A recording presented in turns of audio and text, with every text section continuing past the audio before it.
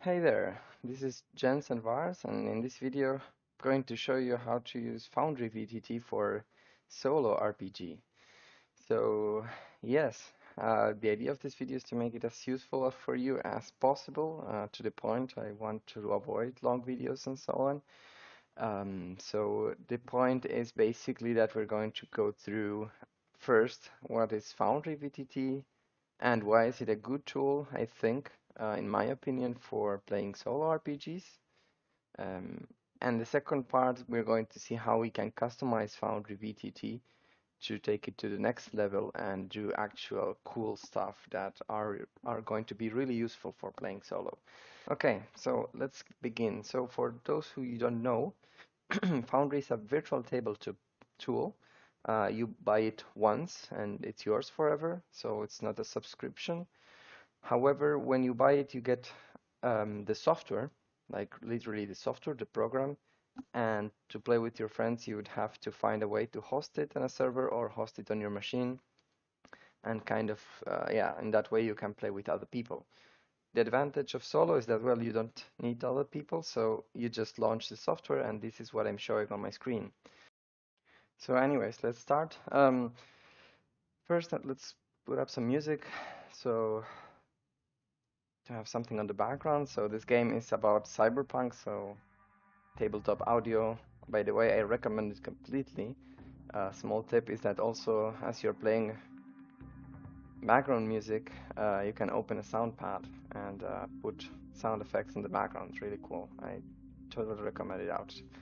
So the first feature in Foundry is the chat. The chat is the biggest single most important thing for solo because you're going to be writing down tons of stuff, and the idea is to use one tool, right? Because of course you can write anywhere you want, one note, and there are plenty of good tools, but in this video we are focusing as if we are going to do everything here, which has an advantage. So the chat is basically, okay, Liam is going into the gates of oblivion. So it's a chat, right? The point is that here it shows, yes, the game master said that, so we have a speaker.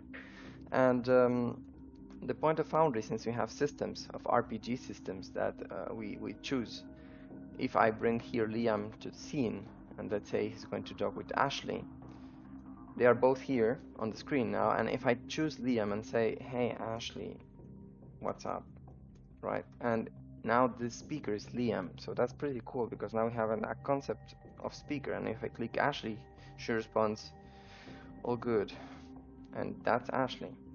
Of course, then if you click outside, something happens, and this is again the game master. So this is super important, the most basic functionality that we have. And here we have an export chat.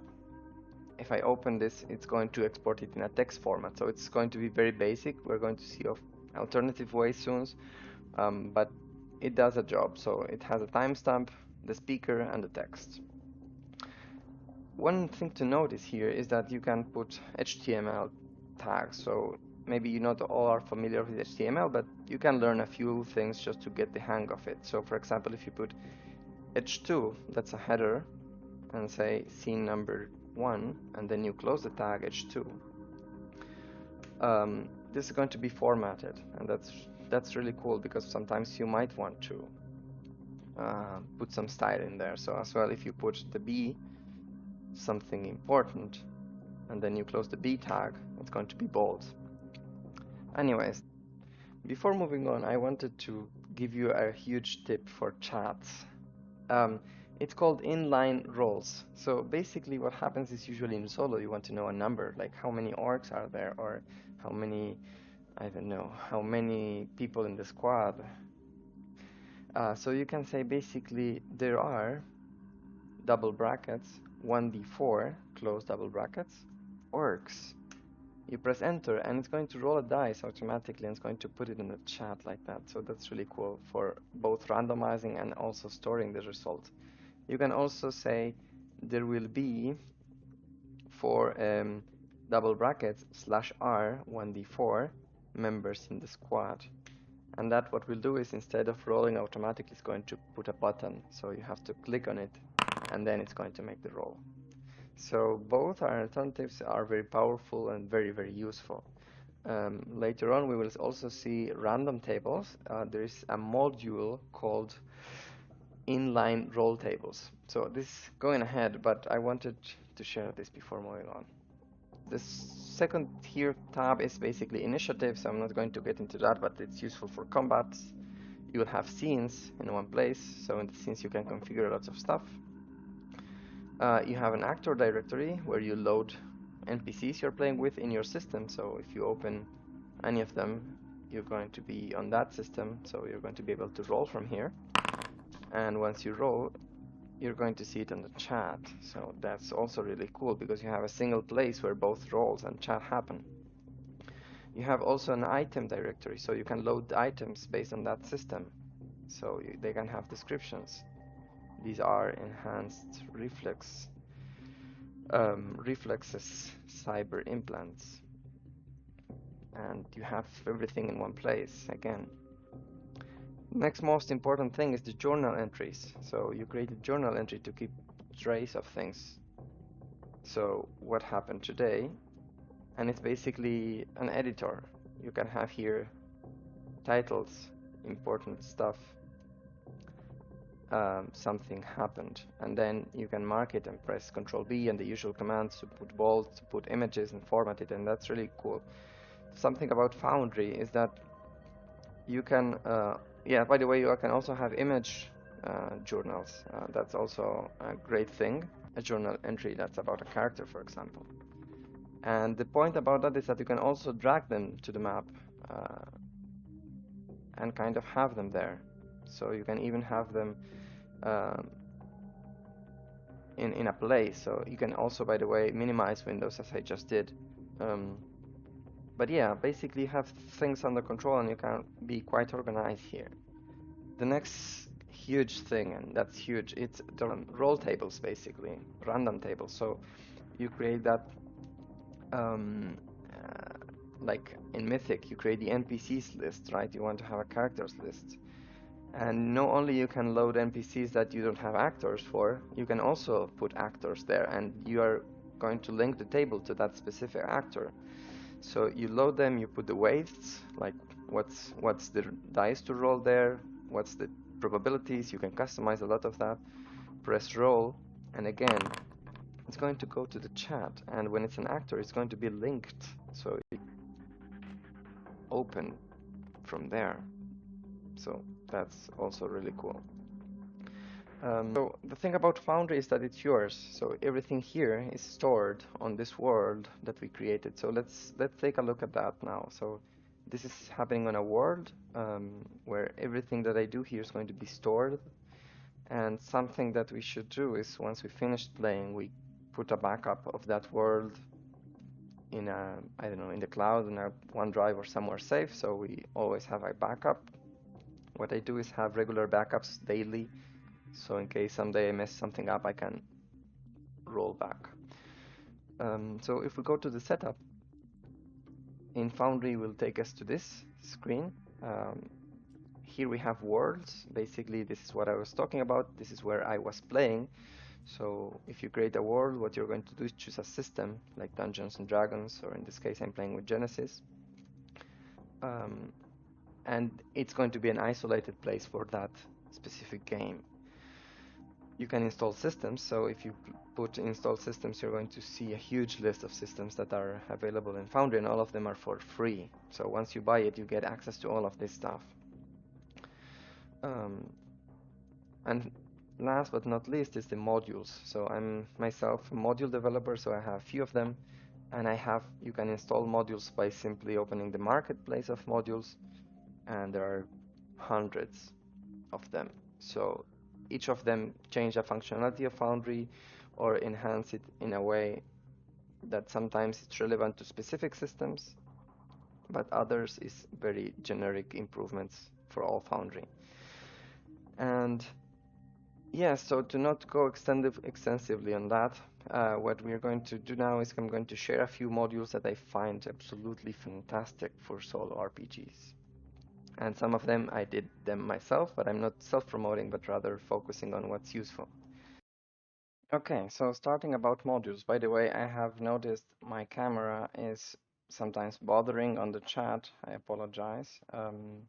Yeah, I'm not a YouTuber, so it's going to be some learning there. Yeah, so let's go into the modules that I have and see each one, one by one at least quickly, to see what's the value in them. And I'm going to begin with two of them that are not really essential, but since I created them and they improve the interface, I'm going to be using it. So it's not to confuse you. It's going to change how Foundry looks, and that's Minimal UI. It's a module I created, and a second one is window controls. So they basically improve the interface. So Minimal UI, what does is reduce the size of elements on the screen, so these buttons will be smaller, and window controls is going to add some buttons on the screens to improve the life of, the quality of life, basically, of Foundry. So if I apply them, you're going to see that the interface is a bit more minimal. So the controls are here hidden on the left, and just small things, but it helps making space up. The window controls one is one that adds these buttons, minimize and pin.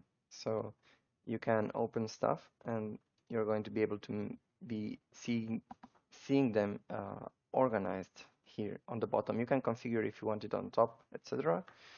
So that's how you like. And also the pin button, basically what it does is makes this window impossible to close, even accidentally. So basically it's going to be highlighted as if important, and it's going to be always open there. So I use them because they keep things open there, and I don't want to, for example, lose track of my character or my main protagonist.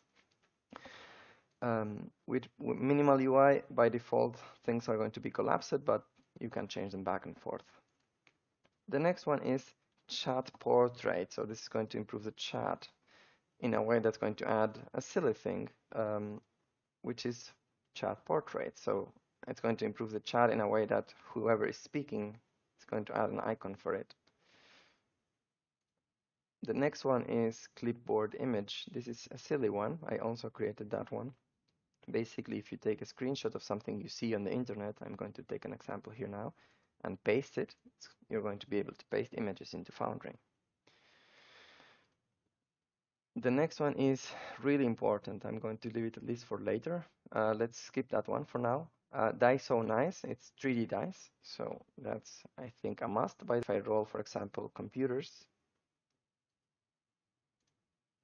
we're going to see the dice on screen, and that includes the dice of that particular system, so it's a must-have. I think it adds lots of flavor. Next one, Dice Tray. Dice Tray basically adds a bar here that makes dice rolling handy. So, you want to really quickly roll a d12. You press here, you press roll, and you get a d12. So it makes it faster, basically. Roll a d6. Next one is game icons. So game icons, basically, it's nothing solo RPG, but adds tons of icons like this one here, like a pistol icons and so on. So that's about it. Manage modules. The next one is Inline WebViewer. So this is depends on what you're playing, but if you want to have a website embedded in your game, so for example, for Genesis, I have a cheat sheet from the internet. So it basically lets me have that on a button handy on the left where I can access the gear, because it's a cheat sheet for the game that's available online. So basically you put a website in there. Next one on the list is Mythic GME Tools. Mythic GME Tools is, of course, to play Mythic. That's a module I created with the permission of Tana. And the point of Mythic is that it adds, the Mythic GME Tools add macros here, so you can roll quickly fate chart. Like, are they really evil? And then you have the chaos rank, the odds, and then you roll dice, and it tells you the answer, yes, no. I did this before. Oh, by the way, yes, you can delete chats. So as you can see, everything we do keeps automatically a track on the chat. So I think that's really cool. You can also manage the chaos rank from here, do a complex questions, what happened then. And then it's going to roll the tables automatically for you. So if you're playing Mythic, I think this is a perfect point to start. At least that's what I intended by creating it. Next module is Foundry or PDFoundry. Basically, it does what it says. If you're going to play with PDFs, you want to have PDFs handy, so you can create journal entries with PDFs, and then you can open them. Next one is quick insert. This is really cool. Quick inserts lets you search for things quickly. So if I press Control Space and I look for, I don't know, Liam, it's going to find it, and if I press Enter, it's going to open it. So it's a quick search. So if you search for an item like a pistol, and that's it. Control Space is the default shortcut. And not only that, you can also use it in the chat. I give Liam, and then I press Control Space, pistol, and it generates this kind of entry. I can also do that on journal entries, etc., etc. So it's really, really cool one to find things quickly. And last but not least is DF Chat Enhancement. So this is a module that improves chat, and this is fundamental for solo, I think. What it does is a lot of things. You can edit chats. So if I right click here, hey Liam, I put edit message. Hey Liam, what happened? Because I made a typo or whatever, I can change existing chat.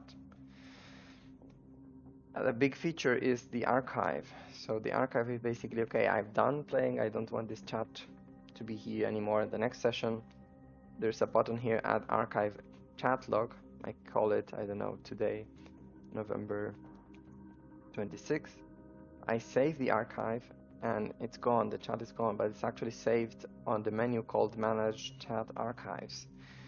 And there I have, well, you can see I have many archives of different games I'm playing, but basically you have the chat in there and you have a store, a safe store for them, so you don't lose them. You keep things clean. For example, if I open today's, you can see that is today's chat. And a cool thing about that is that it allows you to print them to PDF. So you can print them to file, and basically it's going to print them exactly how they look here. So it's not perfect, but it's better than the text format I showed at the beginning of the video. And then you can manage the chat here. Okay, so I'm not sure how long was this video so far. Hopefully that was not boring. We showed a lot about Foundry, how it can be used. You can do a lot of it with the systems. You can manage tools, you can do drawings. You have journal entries, items, you have the power of modules. There are literally hundreds of modules, so you can really customize it. And I think that's the biggest point of Foundry. There are tons of modules that I wanted to also share here, but I kept it to the minimal, most essential ones in my opinion. But yes, it opens the door for many more things. So hopefully you have enjoyed this video, you found it useful. I'm a new YouTuber, so hit the subscribe button. Maybe I do more, I don't know. And yeah, we stay in touch, and check out the Mythic Discord. I'm hanging out around there as Jens and Vars. Have a good day, guys.